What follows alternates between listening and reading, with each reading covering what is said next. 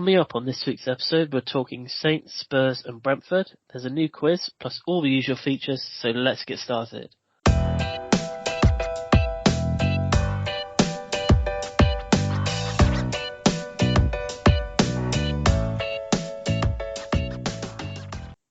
Hello and welcome to a new episode of View from the Sideline. It's Chris here and Liam is here as always. Hello Liam. Hi Chris, how are you? Not too bad.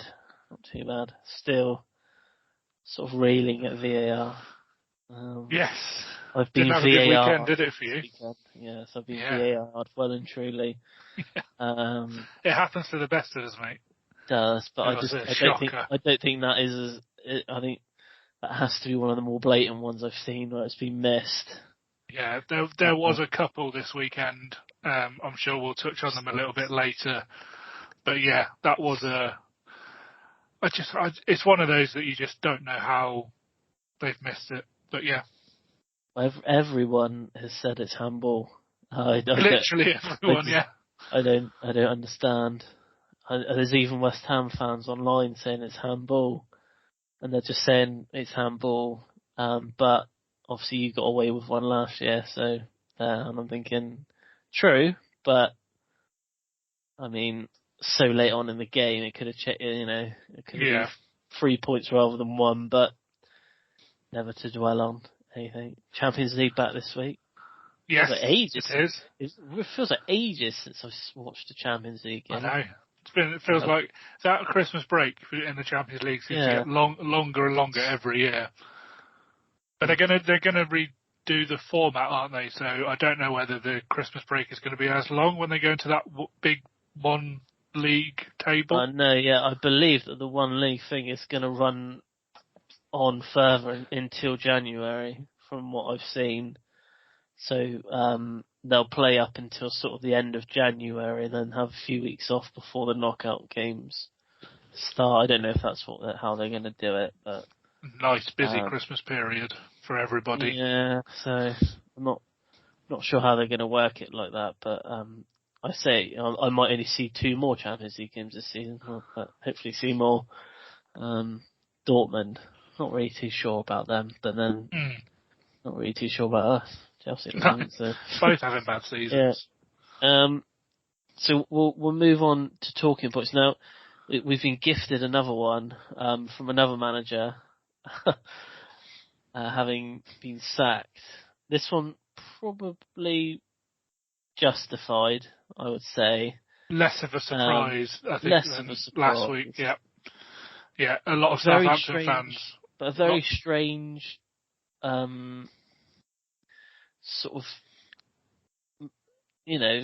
sort of manager to bring in. It seemed very.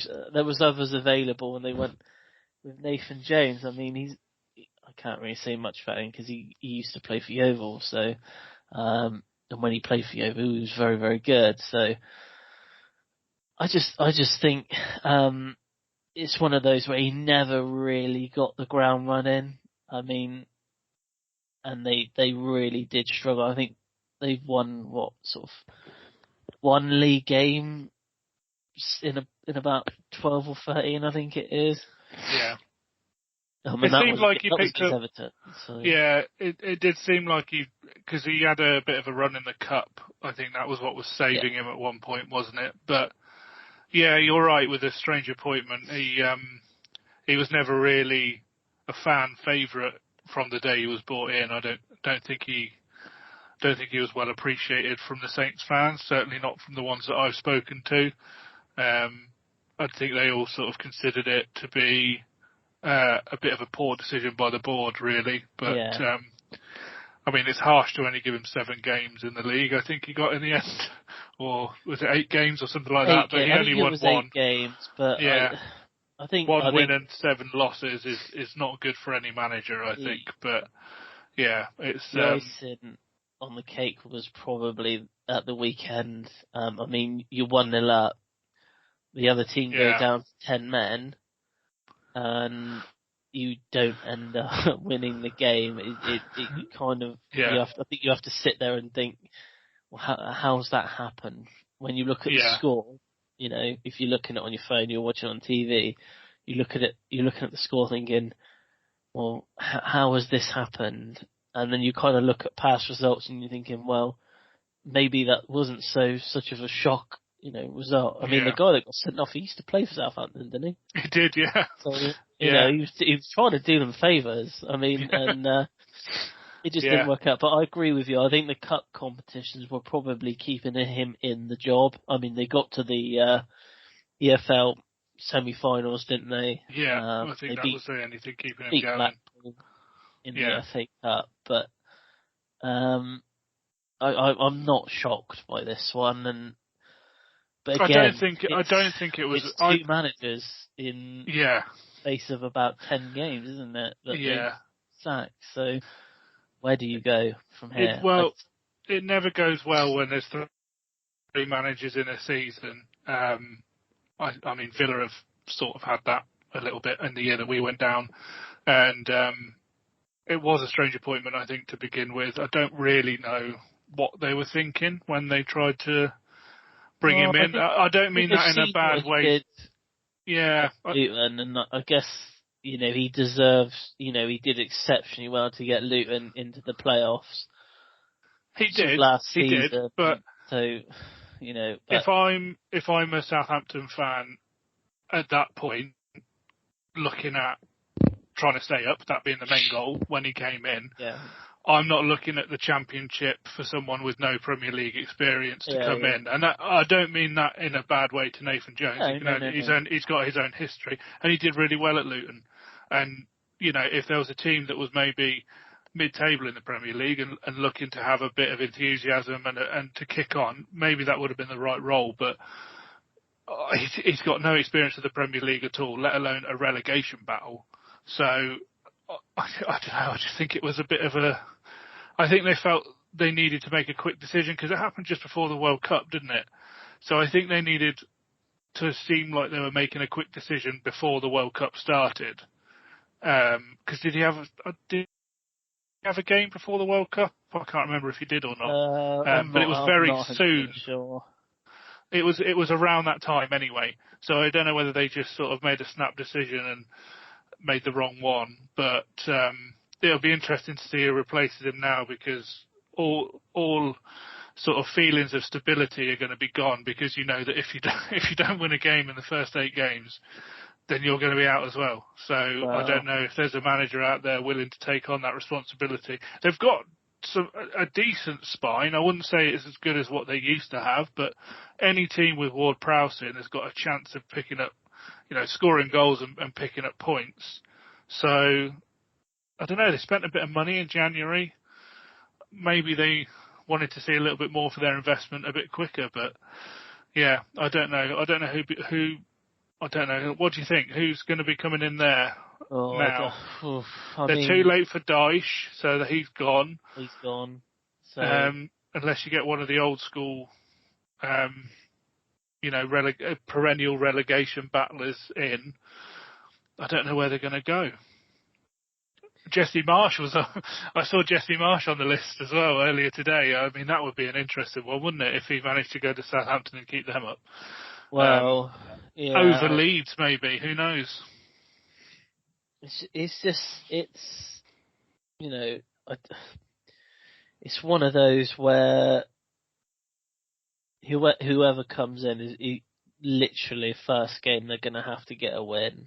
Yeah. Because watching them, seeing the highlights, and seeing a few games of them this season, it just seems like it's just got worse and worse. They beat Chelsea early on in the season. In that game, they played they were so good in that game, and for them to be where they are now, and I look back when I saw that game and think, my God, were Chelsea that bad, or were Southampton just on that day,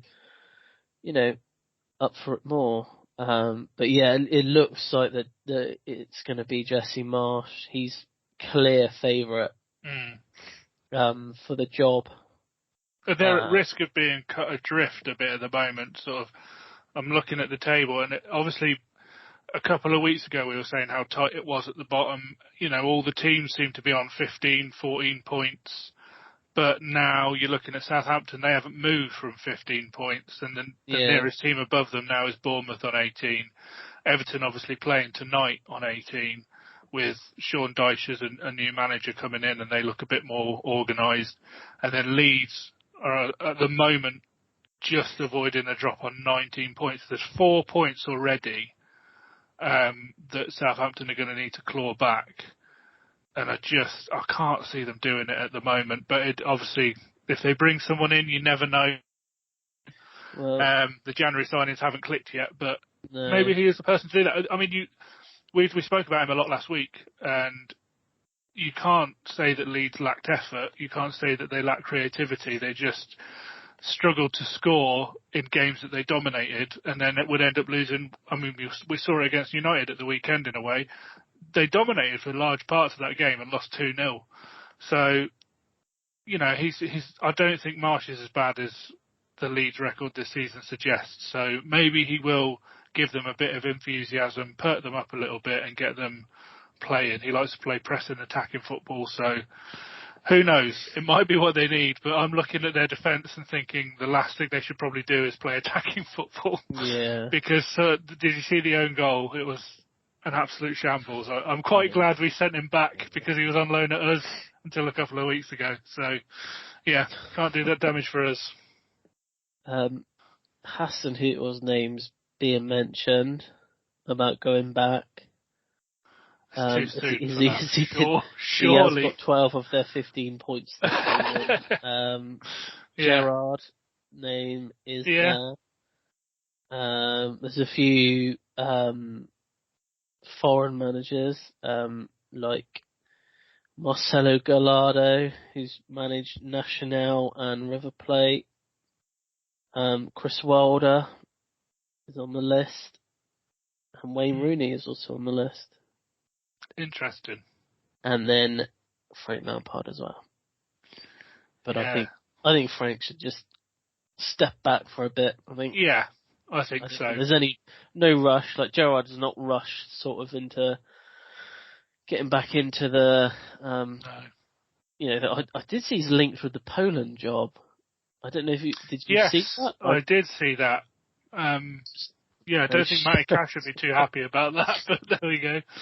Yeah, what's a strange one to be linked with? Strange one, yeah. Right, we'll move on to another strange one at the weekend, I guess. The Leicester Spurs game.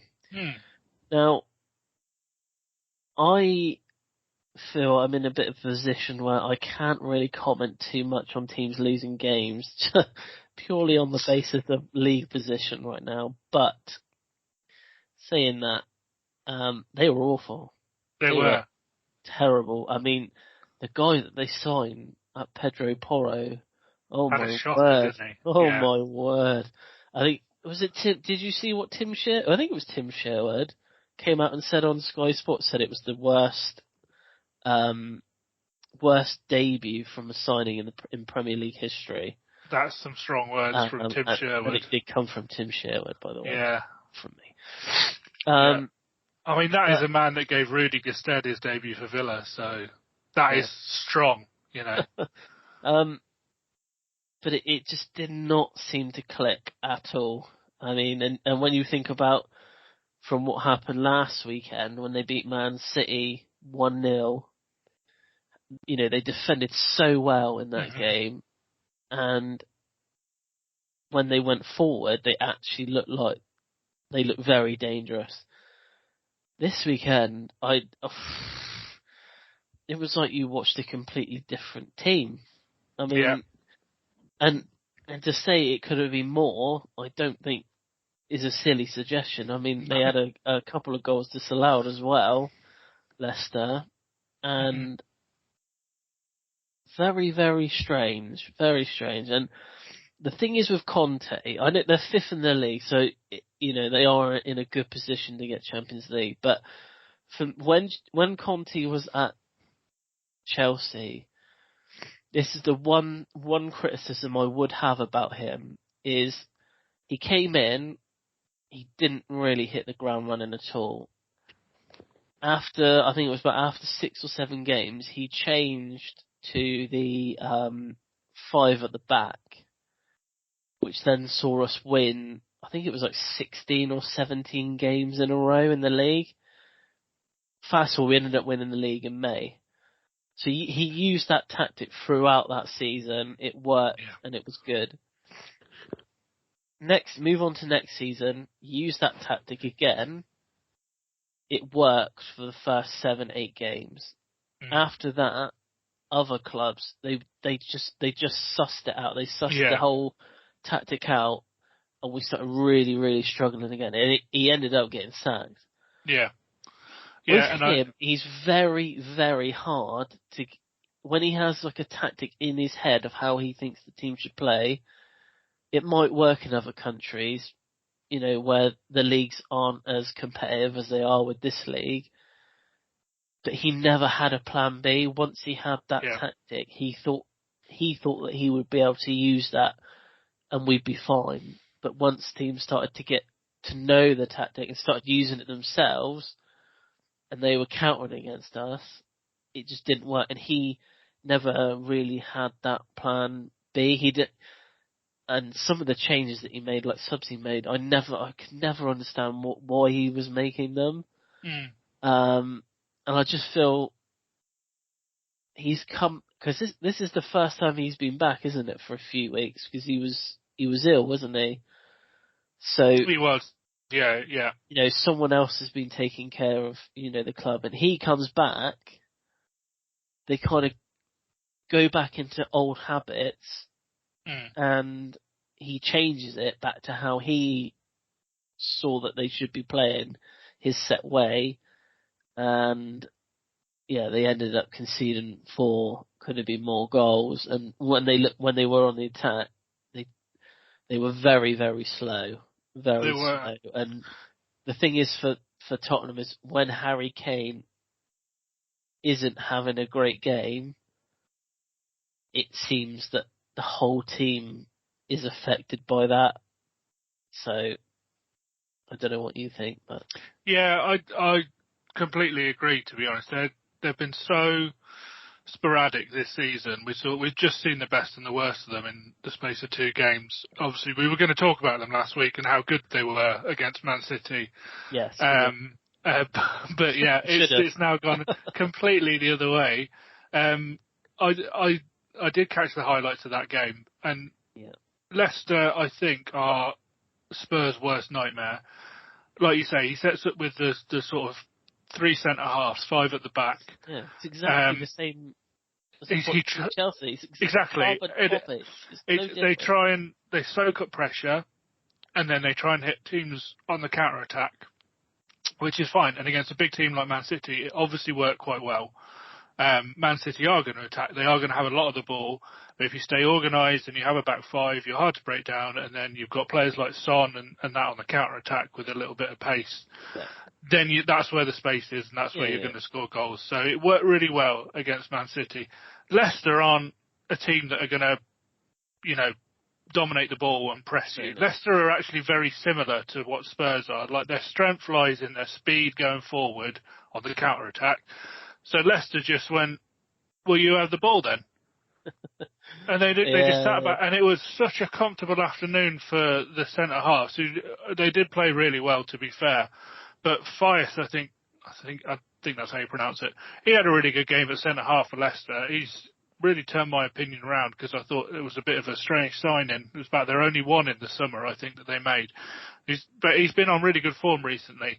He had an absolute blinder. He just headed everything that came his way, put in loads of strong tackles, and it just set Leicester up to then counter-attack. And that's all they did, all game. Yeah. And there was just so much space. Like you say, Porro, I don't know what he was thinking, to be honest. He had a bad day, but it's very early days. He'll turn it around. He's obviously a decent player, because a lot of big teams were after him, weren't they? But yeah, there was so much space on that left-hand side, and that, for me, they're out wide is where Leicester are strong. I know they've not as much this season, but they played Vardy up there, sort of on his own quite a lot, and they played Ian Hatcher this weekend. But their strength really is like Harvey Barnes to sort of float around. Maddison sort of floats out wide a little bit. And they just attack those spaces all the time. But it's obvious that those spaces are going to be there because of how Conte sets his team up.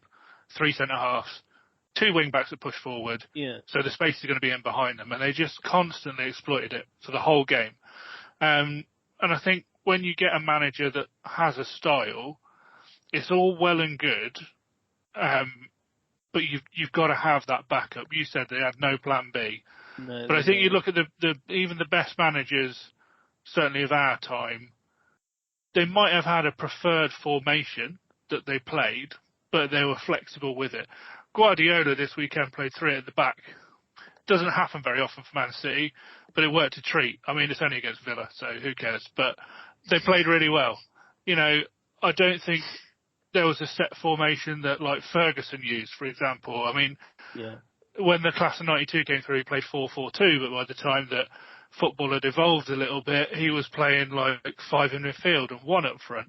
Wenger, you could have argued the same, used to probably play 2 up front. Then obviously sort of Bergkamp came in, so he then had 1 striker and an attacking midfielder.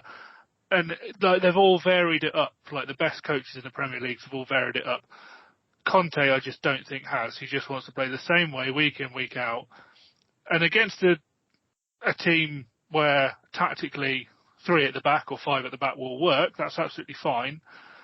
But you can't play it against everybody. You can maybe keep the same formation, but there's got to be some tweak somewhere because you're not going to be able to counter-attack everybody.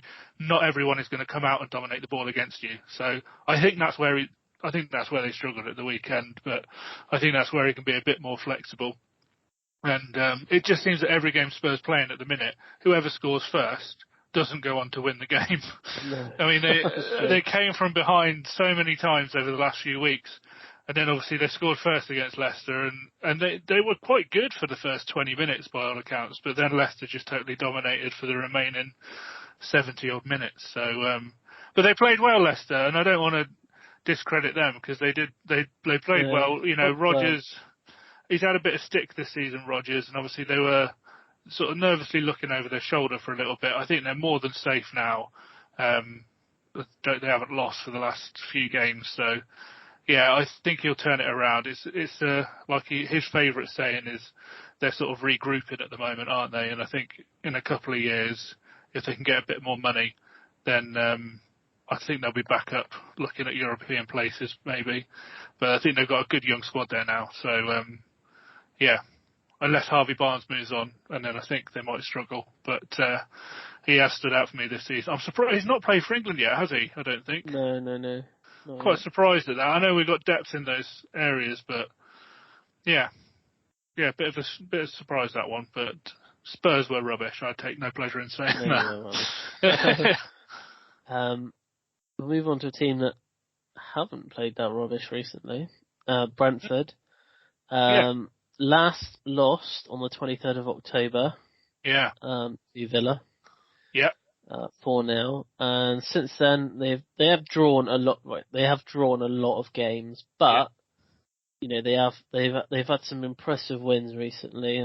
They beat Southampton, Bournemouth, Liverpool, West Ham. So they are doing well. I have noticed that the 4 games they have lost this season, they conceded 4, 5, 3, and 3. So if they're shipping in the goals, you've got a chance. know that they might lose, but. Saying that, if you remember I think it was like the second game of the season, they beat Man United 4-0, didn't they? They did, yes.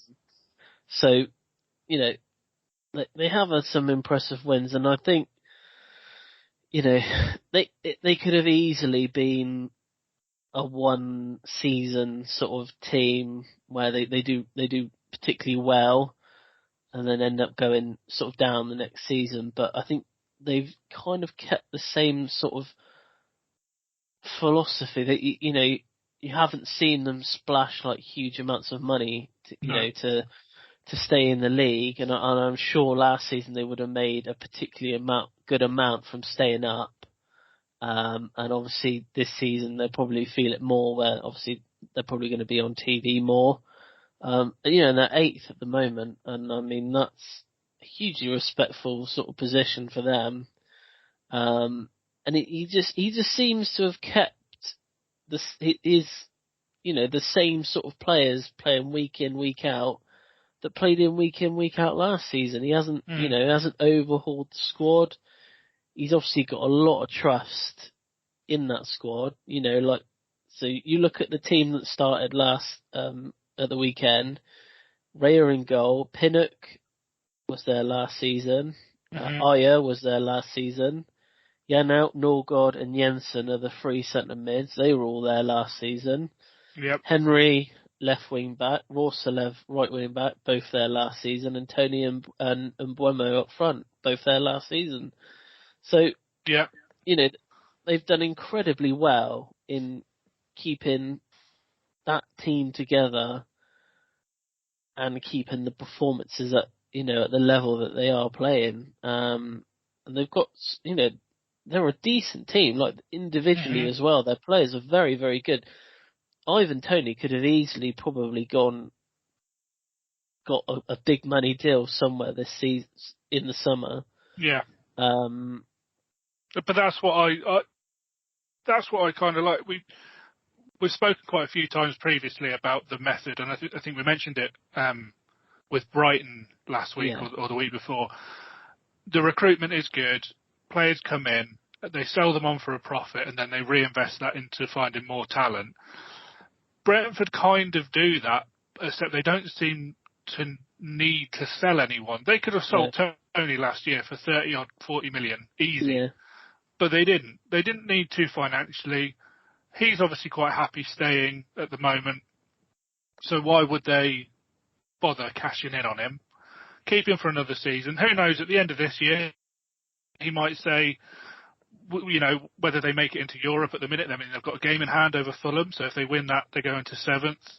You never know. But if he decides, I want to play Champions League or Europa League or something, and Brentford don't make it, then they might choose to cash in on him then. But they've stayed really consistent with the players that they've got. Their recruitment has been really smart. I don't think they've brought in any big names, really. I think they've recruited from leagues, outside of the big six, if you like. They've got a lot from Denmark. Aya obviously came in from Scotland. They bought people from the Championship and League One, obviously, in the first year that they were in the Premier League as well. And I just think the way they've got, Rico Henry's been there for years. Tony's now been there for quite a while. These are not players that they bought when they came up to the Premier League. No. They're actually players that played in the Championship with them. Raya was another one. I think they got him from Blackburn. But he's been with them for a long time as well. So it's just really impressive the way that they're going about it. And it's a slight change to that model that we were mentioning with Brighton, where you buy in talent and then you play them for a season or two, sell them for a profit. Brentford have kept that core. And Mbuemo was there for quite a few years in the Championship as well. And that's where they seem to make their money. That's when they sold their players, mostly to Villa, admittedly, because Dean Smith came in and we decided to buy Konsa off them and Hogan. And I think there was a couple of other players as well that we bought off them. They made their money, stayed in the Championship for a few years, but they've been financially solid every single season. They've not overspent. They've not needed to overspend. And they've got the right manager in, and they've got the managerial recruitment right the last couple of appointments, really, from Dean Smith and beyond, who's taken them on to that next level. And it's all about, at the minute, I don't think they expected to be where they are now. All it is about just improving on last season for them. I don't think anyone expected them to be in Europe this year. I can't remember where they finished last year, but all they're looking to do is go that one better and just keep on going and keep on plodding away. Not an overnight fix. Like Newcastle have obviously had the money put in, so they expect an immediate return. I don't think Brentford are looking at that. They're just looking at steady year-on-year progress. And it's really good. And they've only lost 4 games this year, like you say. It's the same as Man City. It's 1 less than United. It's less than anyone outside the top 4. So they're obviously doing something right. Anyway, we'll be back in part 2 with a quiz, some Wonders of White, and a Who Am I?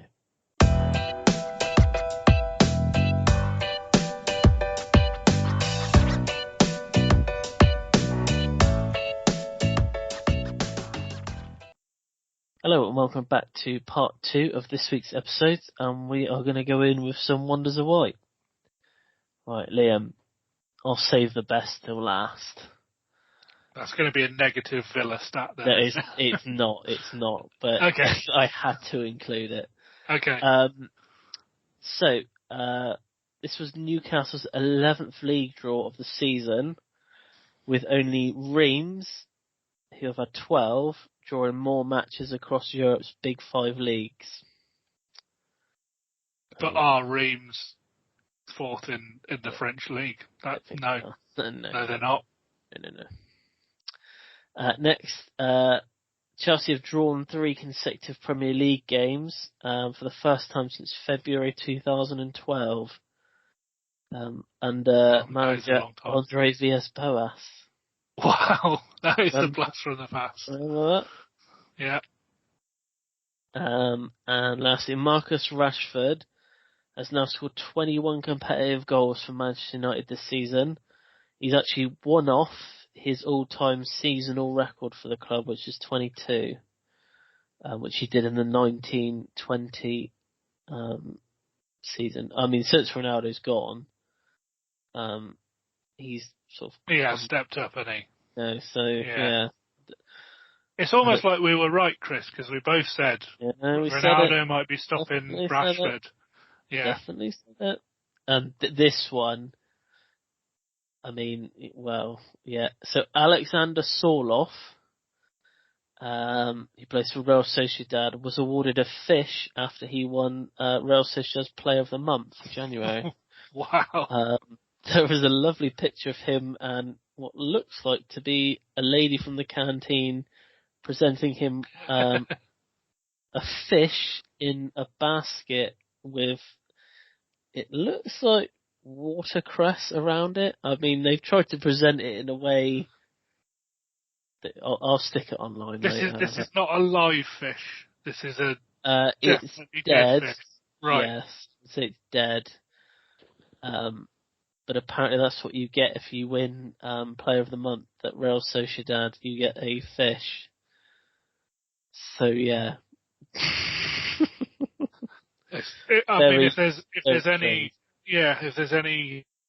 pescatarians out there, that's the club to sign for. Oh yeah. I mean, normally people get a bonus of some sort, monetary wise, but here, you get a fish. Yeah, a fish. And it's just one fish. It's not, I don't know if it's an expensive fish. I don't really know, to be honest, but. We'll have to do some research. We'll report back next week. What kind of fish was it? Anyway, this week's quiz. Yes. It's a higher and lower quiz. So okay. One that we've done sort of before. But this one, we are going to work our way through the leagues in England, from the Premier League all the way down to the National League North and South. And we are looking for current league positions. Oh, okay. Higher or lower. Now, I did mention this one before we recorded that they are going to get extremely difficult towards the end. Unless you are familiar with National League North and South. I've got to say, no, I'm not. To be honest, I would be struggling with Championship down. This is where I kind of helped you. Okay. So with a few of them, if you get them right, they are in high positions or very low positions. Okay. Which potentially should help you get the next one. Unless I put a red herring in there. Which you might have done. Okay. Cheers. You've been warned. Right, so we'll start with the Premier League. We're going to start with Man City. So each section has only 4 teams. So, just to make it a little bit easier for you. Okay. So we'll start with Man City in second position. So this was done pre any games today. Okay. So Man City second. So are Wolves higher or lower than Manchester City? Wolves are definitely lower than Man City. They are 15th. Aston Villa, higher or lower? Well, I do know that we are definitely higher than 15th. So yeah, Right, I think we're 11th at the moment. Yeah. okay. And to complete this one, Chelsea, higher or lower? I believe you're just higher than us at the I minute. just wanted to hear you say that. I'm not... Just higher. Well, you got that one right. So now. You've got past the easy one. I'll call that level 1 of 10. God, But you get the 10. point. Okay. Okay. Championship. Watford in 6th. Are Stoke higher or lower than Watford? Stoke, I think, are having a bad season. I'm going to go that they're lower. They are lower. They're 19th. Blackpool higher or lower than Stoke? Oh. I actually think they're lower. I think they're bottom. Because I saw that in the cup. Yeah. 24th, which means you should get this next one right. Coventry higher or higher? They were bottom for quite a long time because they didn't play games, but they are higher now. They've been on 14. A good run. Yeah. There you go, see? Nice. Nice to you there, look. I made it through, thanks, yeah. Right, so League One. Peterborough in 9th. Okay. Port Vale, higher or lower? Oh, they only got promoted last season, so I'm going to say lower. 15th, correct. Derby, higher or lower? Oh, they've got to be higher. They went on a good run. I think they're in the playoffs around there. Higher. 5th. Exeter, higher or lower? Oh. I'm going to have to go lower. I don't remember them being higher. Yeah, they're 10th. That's still a good season, though. Yeah, first. Yeah, unfortunately. Yeah, sorry, mate. AFC Wimbledon in League 2 are 14th, but are Stockport higher or lower? See, now I've got no idea. 14th, that's sort of in the middle as well. I'll go with... They only got promoted last year. I'll go with lower. They are 7th at the moment. Oh. I will let you rescue half a point if you can finish it off. Okay. So they're 7th. So are Grimsby higher or lower? They've got to be lower, I would have thought. They are 17th. And Sutton United higher or lower than 17th? Oh. To rescue half a point. I'm going to go lower. Lower. Unfortunately, they are 13th. Oh. Yeah, League 2 is not my league at the minute. Okay, well, hopefully National League is.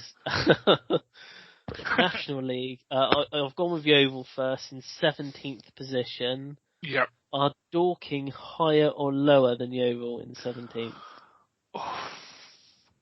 I think I'm going to go with higher. You're going to need to rescue half a point. They are lower. No.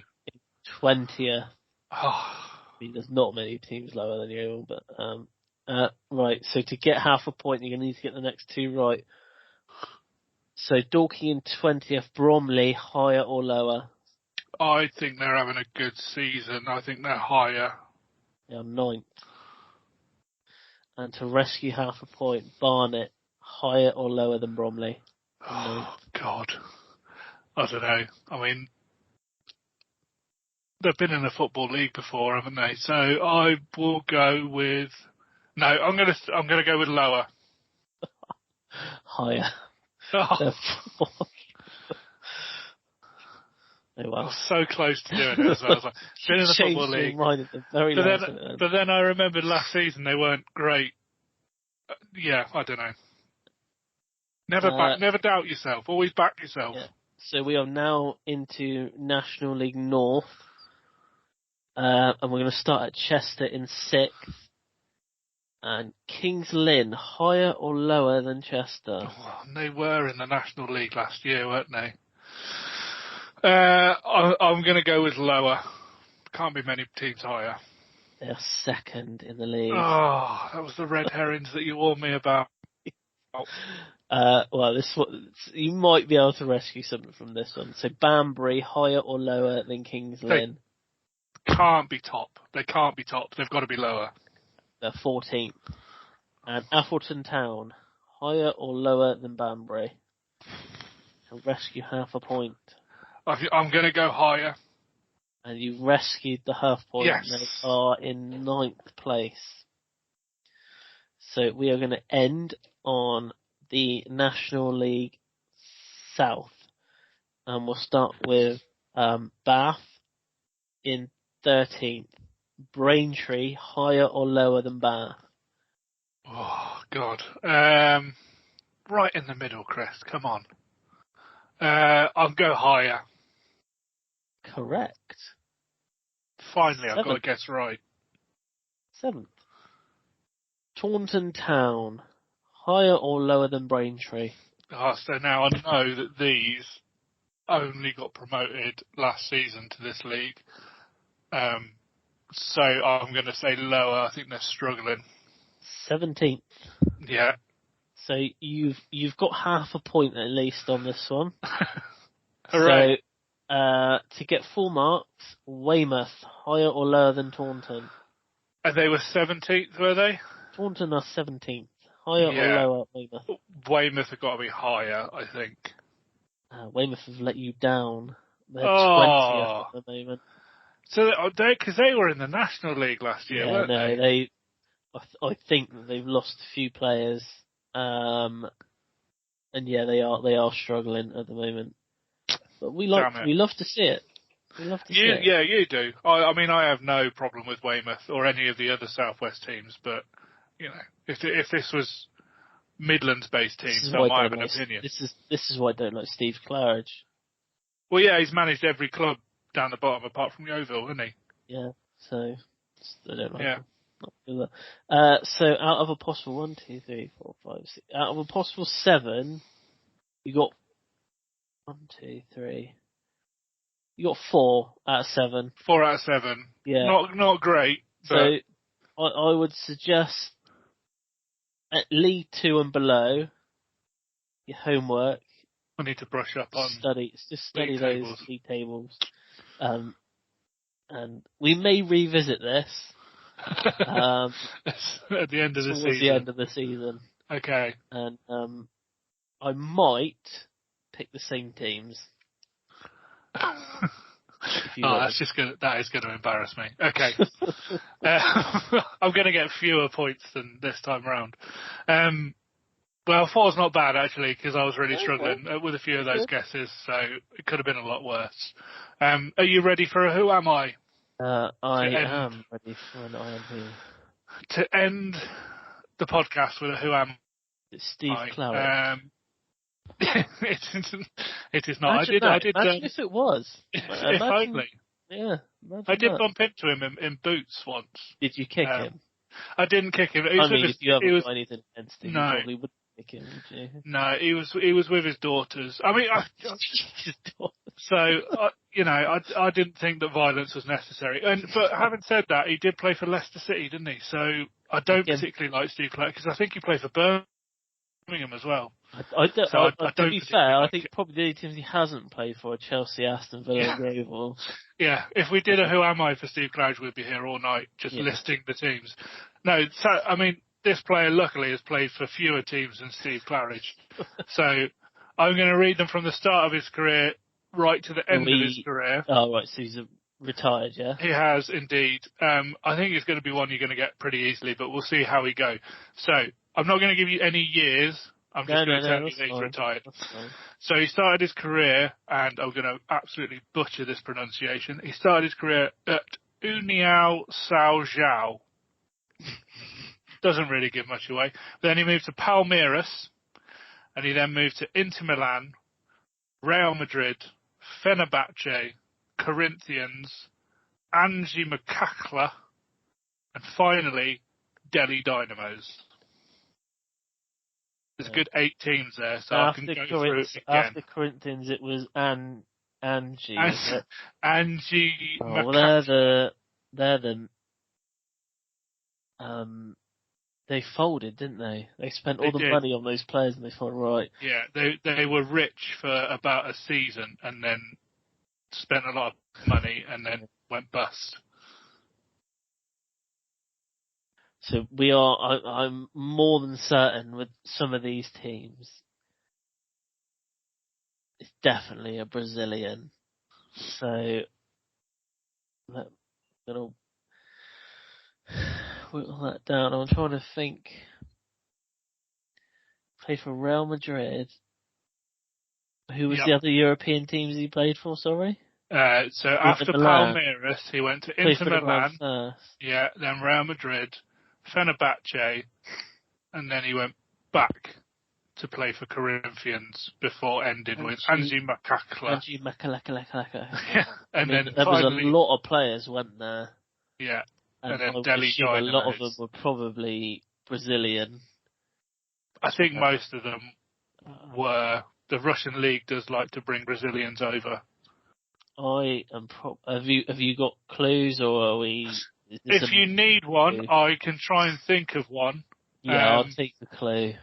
You're going to take a clue. Okay. Just trying to think in my head of Brazilian players that have played for Real Madrid. I will give you a choice of what you can pick. Do you want the team that he played the most games for? Do you want his managerial career? Oh, blimey. Or do you want the international stats? I think he's Brazilian, so I don't think I'm going to need the international one, because if he played for Real Madrid, he's probably played quite a few games for them. I can even give you maybe the year that he started or ended his career, or both. I think I'll go for the team he's played most games for. Team he played most games Real games Madrid, for. Then I think I might have got it. It is Real Madrid, yes. Okay, so I think that he probably ended his career about 5 or 6 years ago. Pretty close. But I don't think he's managed a team. I've not heard of him managing anyone. I'll be honest. It's a pretty vague managerial. He's managed a few. One of them is the team that he ended his career at, Delhi Dynamos. That's the level of career he's had as a manager. I'll put the name out there because I'm thinking if you said, I could be completely wrong, he might not even be Brazilian, but Brazilian, played lots of games for Real Madrid. Ronaldo played for both Inter Milan and Real Madrid, but he never played for Delhi Dynamos from my understanding. And Kaká played for a different Milan club. Yeah. You've skipped my traps. And I do vaguely remember a certain left back signing for this Russian team. Yeah. So I'm not 100% certain, but I think it's Roberto Carlos. It is indeed Roberto Carlos, yes.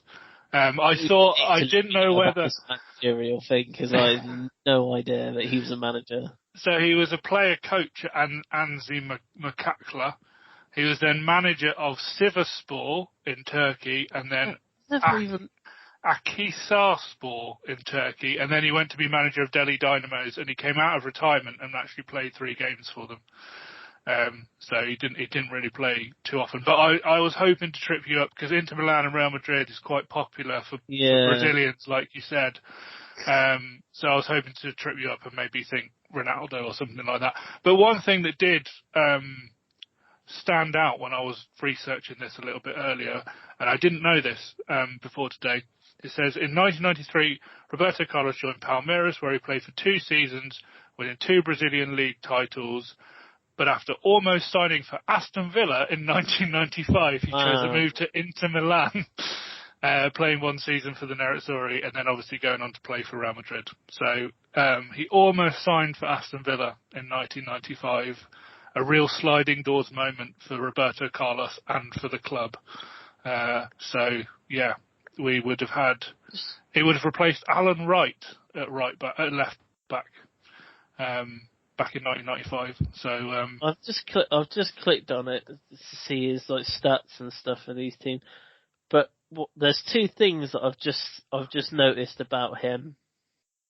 One was that apparently for his 38th birthday, the owner of Angie Makalakalaka bought him a Bugatti Veyron. Wow. And he has 11 children with 7 different women. I did not know this. I mean, he's been very busy. Apparently, he was robbed at gunpoint whilst doing a live interview on the radio in 2005. Well, there you go. Interesting life. How weird. Been accused of doping as well. I mean, he's had a bit. Didn't he play for a pub team in England not too long ago? I think he did. I dreamt that. Charity. He did. So, yes, a team won a raffle, meaning that he played for them. It was Bull in the Barn United. They won a raffle, meaning Roberto Carlos. Yeah. On the 4th of March, he made his goal-scoring debut in a 4-3 defeat to Harlescott Rangers. Well, there you go. Imagine you play for Harlescott Rangers and you can say, I beat a team with Roberto Carlos in it, even though he's now, how old is he? 49. There you go. So he was at Sivasspor for about a year and a half. And at Aksaspor, he was only there for half a season. It says, after finishing his season in Turkey, Roberto Carlos signed for Al Arabi of the Qatar Stars League, but due to talks breaking down, he did not join the Qatari club, instead signing as head coach for the Delhi Dynamos. It obviously didn't go very well because it says he didn't return after the 2016 season. So. No. Mad. No. Well, there you go. That was Roberto Carlos. Yeah, little trip down memory lane for us all there. Probably scored one of the most iconic free kicks as well, I guess. Certainly did. Think about it. Yeah, the banana. People still, to this day, thinking how he done it. Yeah. I don't think he knows how he did it. I think it was a fluke, but it was a good fluke. Yeah. He just caught it at the right bit of his foot, on the right bit of the ball, with the right bit of the wind. Yeah. I mean, so... Yeah. But yeah. Anything else this week? Not this week, just hope for a winning return for Villa next week, but we've got Arsenal, so... You've got Arsenal, right. Yeah, we've got a bit of a tough run, so I don't think it's quite going to happen, but you never know. Blimey, I thought you were about to say you had Southampton or something for a second. If only, Chris. Not that lucky. Well, we're back. We got Dortmund, but we have actually got Southampton at the weekend. So, I mean, easy 3 points for the Saints. There, maybe, yeah. Maybe they'll find a manager by then. But we got Tottenham and Leeds after that. So, yeah. I mean, our last 2 games of the season are Manchester City and Newcastle. Yeah, can't get much more difficult than that at the moment. Wrapped up the league by then. Yeah. So, yeah. Right. Anyway, we will see you next week.